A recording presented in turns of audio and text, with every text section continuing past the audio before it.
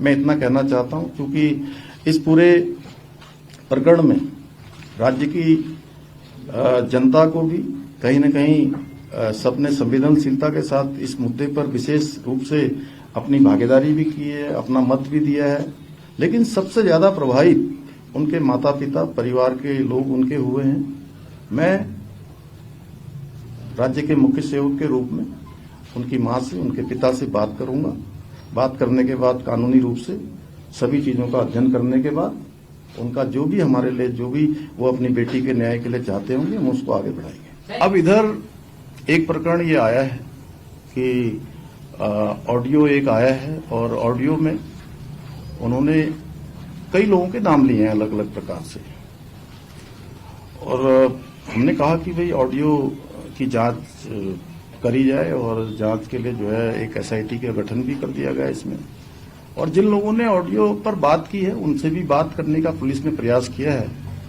अच्छा होगा कि वो सब लोग अपना ऑडियो जो उन्होंने बोला है उसकी कुछ सत्यता वहां पर आ जाए, और सत्यता आते ही हमने कहा है कि हम सभी प्रकार की जांचों के लिए भी तैयार हैं।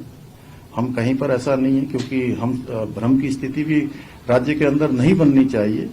और हमारा ऐसा ट्रैक रिपोर्ट रहा है कि अगर कोई गलत काम करेगा, कहीं भी कोई दोषी होगा, तो किसी कीमत पर भी वो छूट नहीं पाएगा, चाहे कोई हो, किसी भी कीमत पर वो छूटने वाला नहीं है। लेकिन ऑडियो की सत्यता, ऑडियो में तो बहुत सारी बातें उन्होंने करी है। एक में वो ऑडियो में ये भी कहते हैं कि मैं पार्टी का अध्यक्ष बनने वाला हूं। जो हमारे महेंद्र जी बैठे हैं यहाँ पर, वो ये भी कह रहे थे। अब पता नहीं, आप सब लोगों ने भी सुना होगा, उन्होंने अन्य बातें भी बहुत सारी की गई हैं। आज ऑडियो में वो एक नाम ले रहे हैं, कल को किसका नाम लेंगे। तो इसलिए सारी सत्यता, सारी जो जांच परख है, एफएसएल है, उसका करवाने के बाद हमने कहा है कि हम किसी भी कीमत पर अगर कोई दोषी होगा तो बिल्कुल छूटने वाला नहीं है। लेकिन हाँ, ये जरूर ऐसी बात है कि इसमें एक दो ऑडियो पर बात होती है। ऑडियो के पास बात होने के बाद सीधे प्रेस कॉन्फ्रेंस देहरादून में नहीं होती है जी, देहरादून से सीधे दिल्ली होती है प्रेस कॉन्फ्रेंस। समझ में नहीं आ रहा है कि आखिर एक ऑडियो के आधार पर इतना बड़ा बवंडर राज्य के अंदर किया जा रहा है।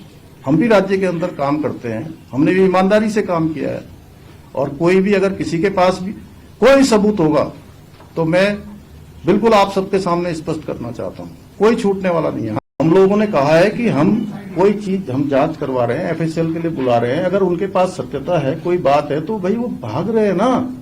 ये तो सब जांच में ही स्पष्ट होगा। लेकिन हमारा तो ये कहना है कि भाई उनको आना चाहिए, उनको बिल्कुल इसके कारण से राज्य के अंदर इस प्रकार का माहौल बना है, तो उनको आकर इसका जवाब देना चाहिए, उनको बताना चाहिए कि आखिर किस आधार पर उन्होंने कहा है।